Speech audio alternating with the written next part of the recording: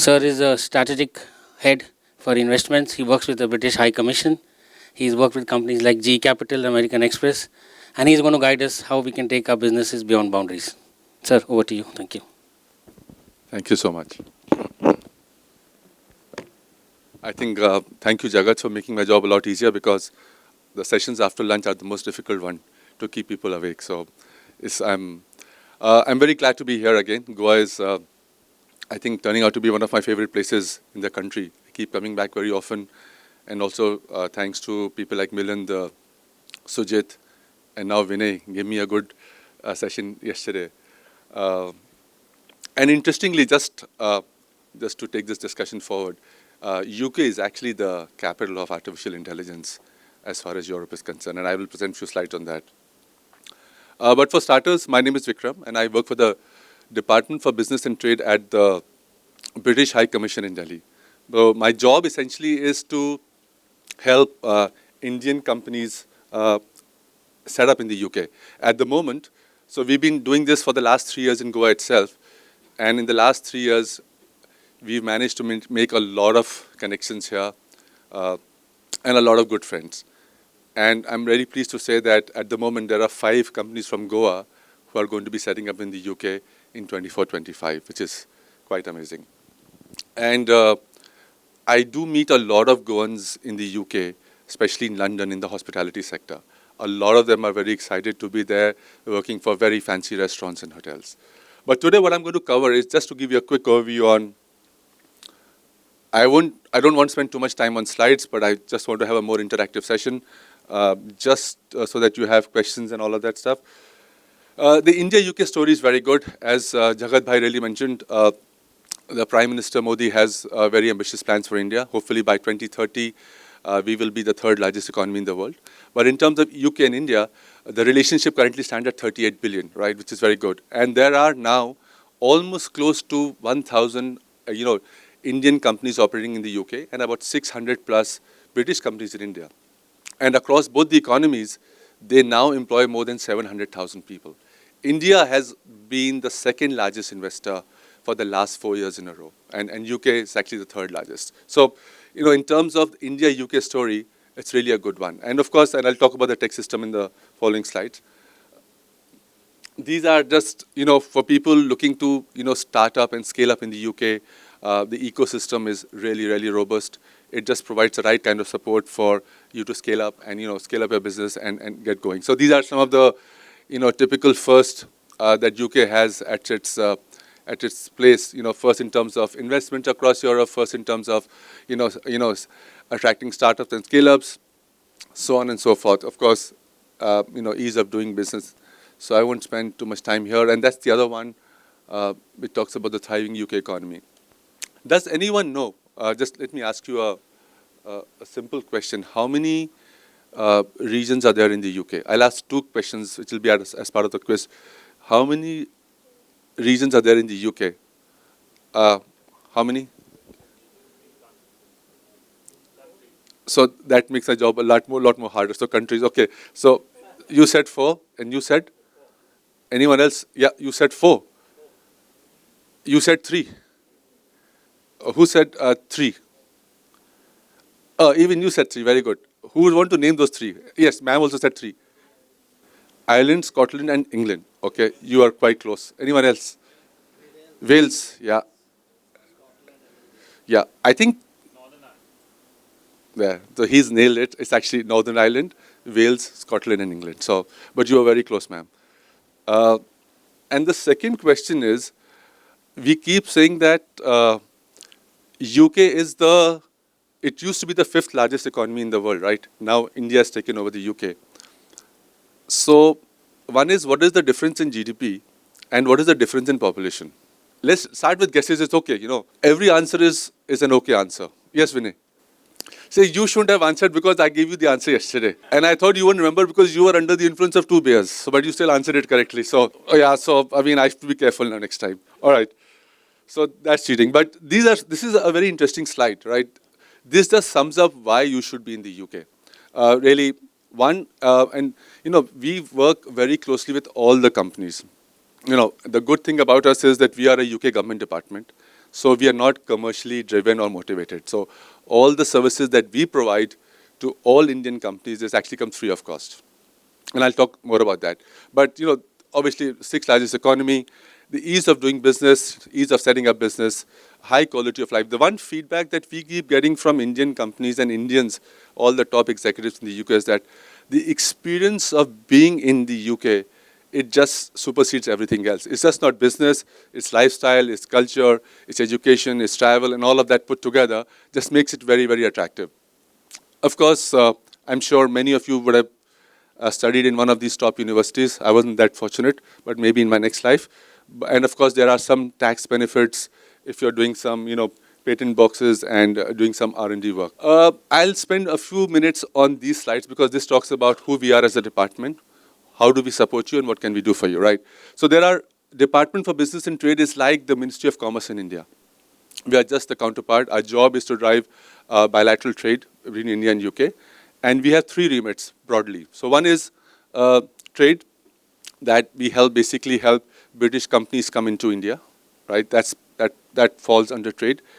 Trade policy is, how many of you know that India is currently negotiating a free trade agreement with UK? And does anyone want to take a guess? Oh, good. I'm sure there are 4 people who raised their hand and said, and how many rounds of discussions have happened so far? Who said 14? Oh my God. Yeah, I'm sure you're in the UK. Well done. So all market access and issues like free trade agreements actually fall under the purview of trade policy. And the last one is investment, the team that I'm part of. We are responsible for helping Indian companies set up in the UK. So we work with, startups, scale-ups. We work with mid-sized companies, and we work with all companies you can think of. Okay, one last question on the quiz. And Vinay, I don't think you know this answer anyway. I'm fairly confident. Which company is the largest employer in the UK? So many people are so aware, I'm actually surprised. And how many people do they employ? How many? One more guess. You guys are close. You're in the middle somewhere. It's a left to right range. So yeah, close. So it's about 80,000. So they are bigger than Google, Amazon, Facebook, Alphabet. They don't employ so many people. And Tatas have recently announced the largest investment of setting up a gigafactory in the UK, in Somerset. Does anyone know how much amount? What is the amount? You would know that, right? £4 billion. It's probably the highest investment that an Indian company is making here. I'll just come here. So our job is basically so these are some of the recent kind of industry events we do. We have a team and presence across the country. So the main British High Commission is actually in Delhi, where I'm based, where the High Commissioner sits. And for the Western region, is actually in Bombay. So we have it in Bombay, Gujarat. We have it in Ahmedabad. For South, we have in Hyderabad, Bangalore, and Chennai. And of course, we have a presence in the East in Calcutta. Now, we do a lot of these interactions, educating people about who we are, what we do, and how we can help you fulfill your global ambitions if you're looking to grow your business outside the country. So these are some of the activities. And the one that's coming up very, very in the next few months is London Technology Week, starting 10th of June. I did make a mention of this to the team at Goa Technology Association, saying that we are now taking a delegation to London and outside London for about 2 weeks. And if people are more than welcome to join the delegation. The London Tech Week is basically a festival of about 200 plus technology events. And it covers all the IT subsectors that you can actually think of. So whether it's AI, data analytics, edtech, because technology is no longer a vertical, it just is a horizontal. It cuts across all sort of sectors and industries. So these are the stuff that we do. And there will be about 20 networking opportunities for you to meet and greet your people from 10 different countries typically show up in London for this kind of an event. So that's something you could look at. And we will be hosting about 2 networking receptions hosted by British Minister for Investment, Lord Dominic Johnson, and there'll be one more that we'll be hosting. So of course, people who will be part of our delegation will automatically get invited to these events. These are some of the other events that we do. There is a massive Indian diaspora, and I think and that gives us we have the unique ability to actually bring everyone together. So that's what we do. These are some of the things you need to do actually to set up your business in the UK. So whether it is deciding on the legal structure of the company, getting your companies registered in the company's house, applying for visas, all of these set of activities one needs to do. Having said that, it seems like a very long list, but in terms of support, so we have all British companies of tax firms, legal firms, who can help you take decisions and give you different options while you are based in your offices in Goa or regardless of which location you are in the country. So all of that can be provided. And the good thing is if you come through us, we being a government department, and we have, we have basically impaneled a set of vendors who do these set of activities. So the first session is absolutely free. So what, Indians are generally smart, so we have multiple partners, so they take one free session with each partner. So they get like 3-4 sessions, and then they can decide, what they want to do and who they want to go with. So these are some of the things that we normally do. Let me come here. There are, of course, people are obviously very keen to know what are the soft landing packages and what can be the support that you can get. So London actually attracts half of the FDI that goes into the UK, actually goes into London pretty much. And the rest actually is spread across different 3 regions. And now all the 3 different regions have the autonomy to offer different sort of incentive packages or landing packages, as you would call them, to support and welcome new investments. So for example, last year, NASSCOM, I'm sure all of you have heard of NASSCOM, they tied up with Manchester, and they offered a 6 months free space for all people coming through NASSCOM. So that kind of arrangements are also there. There are other big tech clusters. So if you look at the tech clusters in the UK, Bristol, Leeds, Manchester, if you are a AR or a VR firm, you could be looking at different areas. Depending on your IT focus, we could also give you or signpost you to where you should be and who are the people that you should be meeting with. Our support is actually twofold. One is to make sure that we handhold you and get you to land in the UK, right? Which means that doing all of these activities and getting you started, right? That's important. And the second one is once you are up and running, how do we now integrate you with the local business community that is relevant to your sectors? That's the second one. So we do that in a number of ways. We'll connect you to the right trade bodies. We'll connect you to, different business bodies. Like I don't know if you've heard of Tech UK, Tech Nation, UK India Business Council. So they are very active, including CII actually in London. So they are very active and they have good membership of British companies which help you sort of, get hold of some prospective clients as well. And I don't know how many of you know, but UK is very big on networking and networking activities.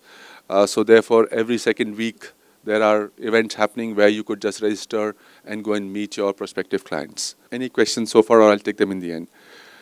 And of course, this is a big one. I'm not going to spend too much time, but UK Visa Services, the largest number of Indians actually go to the UK, students. The largest number of students last year was about 135,000 approximately, which is a very big number. Also, Indians were granted the highest number of work permit visas. No other country get the number of visas that India actually gets, and more than 500,000 actually Indians get new visitor visas. So, and like I said, 90% of the Indian nationals who apply for British visa actually get it. So it's fairly simple forward.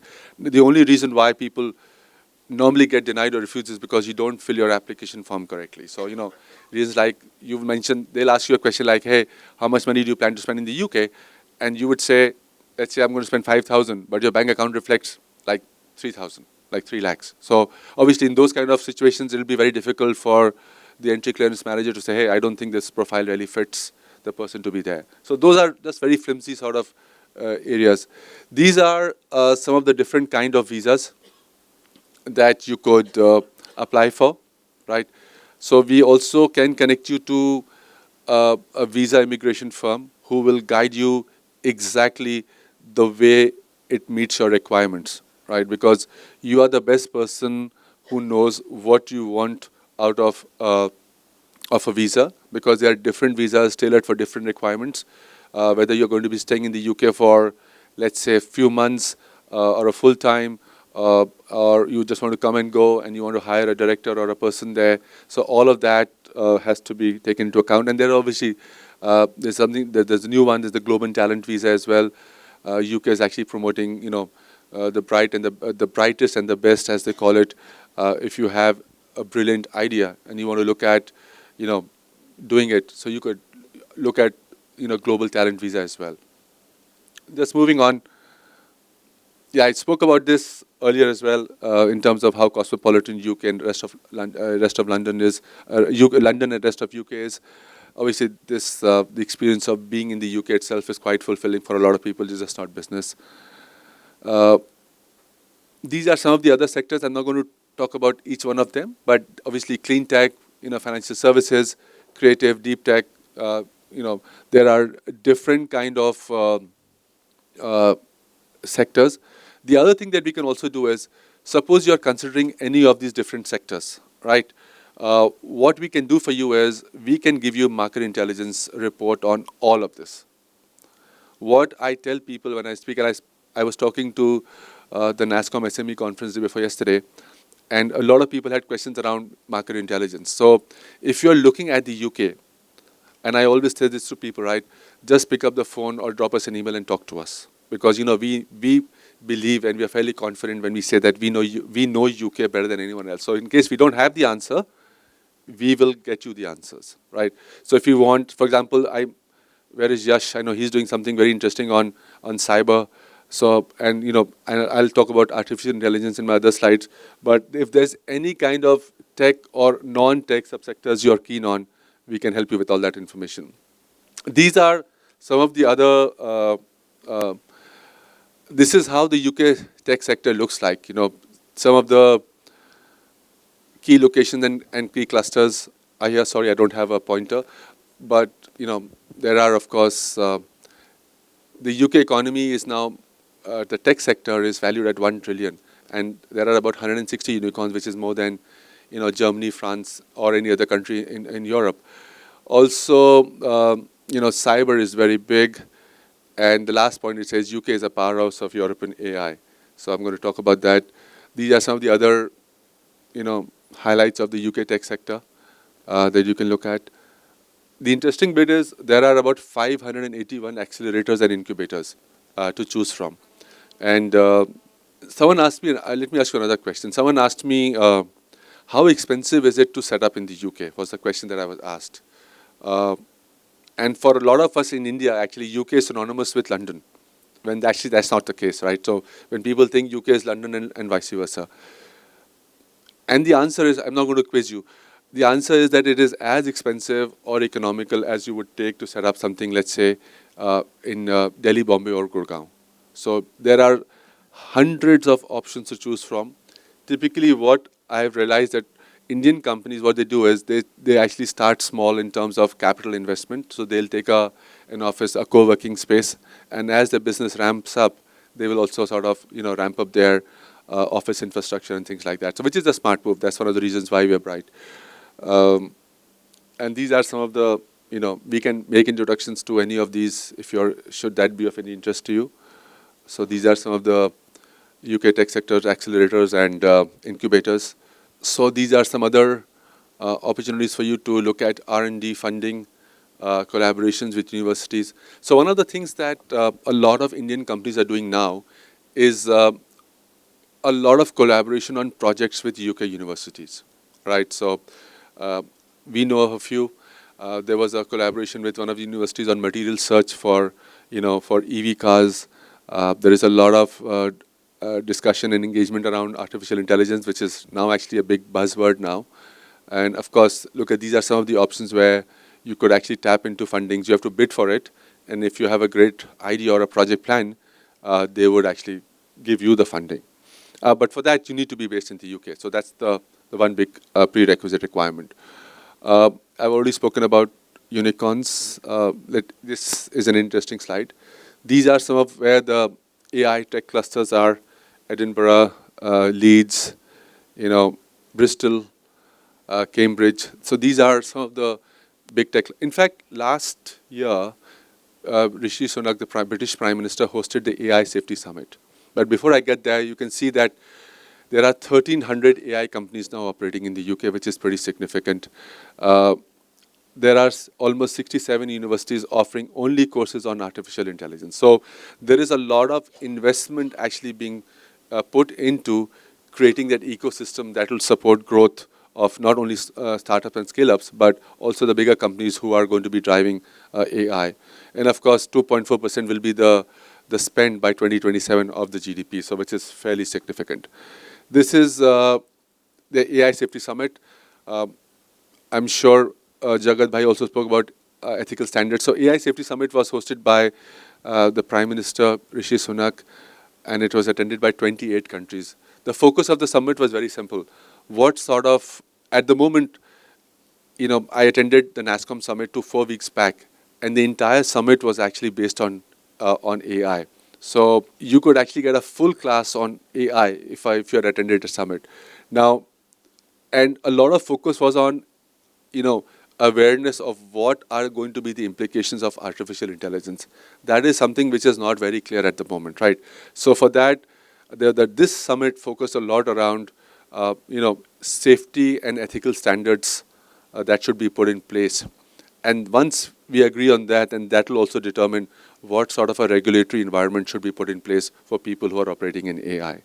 Of course, US, Singapore, Google, all of these agreed to put together a AI Safety Institute. So this is going to go live, and we will have the timelines very soon for that. This was the Global Investment Summit hosted by the Prime Minister, Rishi Sunak again. Only 9 Indian companies were invited. So they were all the top business houses. And this summit was meant for all top investors from all over the world. So, there were 9 Indian companies. And you can see our Trade Commissioner, Harjinder Kang, and I don't know if you can recognize the top left picture. You can see the Tata Sons chairman, Chandra, is sitting there. This is the London Tech Week, which was again inaugurated by Prime Minister Rishi Sunak last year. So if you are keen, please either you can write to us directly, or you can write to, I can give this responsibility to Vinay, he's here. Yeah, or you can write to Milind, or you can write to anybody in GTA, Sujit, or to Rohan. This is GenPact, actually. I don't know how many of you have heard of GenPact. Yes, it's a 5 billion. Yes, very good. I used to work here. This used to be a GE Capital company. Oh, very good. Where were you located? Oh, really? I started with when Tiger came in. I started the analytics service. Excellent. He's just now, this was almost his last week as the chief executive of GenPact. So they have now invested heavily in AI as a business.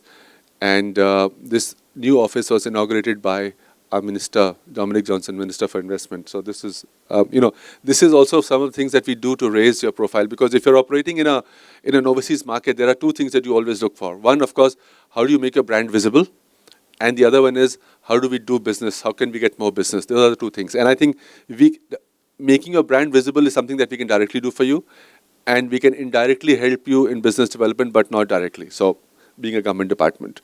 This is the announcement of the 4 billion investment that Tata Group is making in setting up a gigafactory. This was done directly by the Prime Minister, given the size and scale of the investment. This is the Jaguar Land Rover factory. And actually, I don't know how many of you have invested in the Tata Motors stock. There you go. So you're looking happy. Yeah, I know. Both of you are smiling. I wish I sold it when it was 350 bucks. I completely regret it. It's now it's touching 1,000 rupees. It's just amazing. So I think Jaguar Land Rover is actually is the growth engine for Tata Motors now. These are, we continue to meet companies, and these are my coordinates. Yes, I'll be happy to answer questions now. Sorry. So I'll give you my business card also. Some of my colleagues were supposed to be here. I think they've ditched me, and they're having lunch back at the hotel. Well done, yeah. And they were supposed to be here for the main session. So when they come, I should be clapping for them, but I don't think they're going to miss it. Yes, thank you. Thank you for putting up for 2 long sessions. I can see Vinay now yawning there, but I'm sure others are too. If I was sitting there for 1 hour, I would be yawning too. Yes. Anyone with any questions? So there is, first of all, before you register a brand, you have to register a company, right? So once you've done that, quite honestly, no one has ever asked me how do you register a brand. So but I can get you the answer. I don't have the answer for registering a brand. But once and I think I can introduce you to a company called Kingston Smith. they will be able to tell you how to register a brand. But I think to register a brand, do you need any IP for that? Because why would you want to register a brand? Oh, so that's IP, right? Yeah. So we can connect you to the intellectual property office. That's for you. So when you say brandizing, your logo is what I was thinking. Yeah, but through IPO, intellectual property office, in the UK. Yes, ma'am. Do you have another mic that you can actually give? All right. Very simple question. As you spoke about, it is more for the companies who are at a billion and trillion levels. But the ease of doing business for us Indians, don't you think if you go through the gateway of going, like say Dubai, it's like baby steps towards going to UK? Or is it good enough for Indian startups to go there? So that's a great question. But I'll tell you the good thing about setting up in the UK, we don't have any sort of financial filters or barriers, right? You just have to get your company registered, and you should be confident enough that your products and services are great for international standards, and they will be accepted. Other than that, in terms of our service, as far as that's concerned, we provide fairly equitable service to everybody, regardless of the size, right? So if you're a startup or a scale up, we will make sure that we handhold you throughout your journey. We will connect you to the right set of people, and we will be a part of your journey as well. Yeah. So that's what we do, right? Absolutely. So I don't think you should feel hesitant because a lot of people think that UK is very expensive and it's actually not. So if you say that I just want to register my company, I need to take you do all those elements that I showed here. If you just do some bits, you just have to do, yeah. If you do all of this stuff, then you're ready to go. And then you decide how much money you want to invest. What you want to do is entirely up to you. But what we assure you of is all the support that we provide to everybody, regardless of the size. No, there isn't. No. No, we don't have. Yeah. We don't have. So, that even makes it a lot easier. So that's why I said there is a reason why we are the best when it comes to attracting startups and scale up. Our ecosystem is fairly robust, right? And is quite welcoming as well. Yes. Anyone? Yes, sir. Thank you for the informative session. My question is for very early stage startups, right? If you want to assess the market of the area and see like how open it is, what kind of market it is there. Yeah. So there are these tech shows which are like London Tech Week and Yeah. Tech Show. How do we get access to those tech shows? Is there any kind of subsidy or any kind of organization? Thankfully, now my colleagues who left me out and I haven't had lunch and they've had lunch, they're back. So raise your hands. We want to embarrass you a little bit. Yeah, Neha is sitting there and there's Farhat. So come to us. Yeah, that's it. Like I said, anything to do with the UK, right? Just be shameless, pick up the phone or drop an email and we'll tell you what needs to be done. And don't go to anyone else. Because like I said, we are a UK government department. So we will make sure that it all goes all right for you. Yeah. Last question. Any last question? Okay, yeah, there's one more question. Sorry, boss, you made me wait for half an hour. I'll take two more questions. Sorry. Yeah. How about a scope for some service sector like yoga or Interesting. I was just talking to Amit Vashish outside, and he runs a big wellness company. So that's big now. So for that, what exactly is your question? You want to set up there? Oh, there's big. So mental wellness, I think now is very big. There are quite a few businesses that operate in this space, and we can actually share some information if you like. If you just drop us an email, we can do that. Just last question, yeah. So Jagat Bhai Singh, last question, yes. Oh, waking, okay. Okay, last, and then, Almost 5 tons to 10 tons every day. Foodstuffs, eatables, medicine, clothes to UK. oh wow. Every day from Goa we are sending almost 1 ton per day. And from entire or full India around 5 to 10 tons. So Excellent. some of the supplier want to set up in UK for local distribution. Best. So any way to how to So just in the interest of time, I can give you a longish answer, but just come and talk to us. And what we ensure is that your business information stays very confidential. So you just come and talk to us. Neha is here, Farhad is here. We'll exchange business cards after this. And we are going to speak. Jagat is actually taking me to the next session. But thank you, everyone. Sorry, in the interest of time, thanks a lot for bearing up.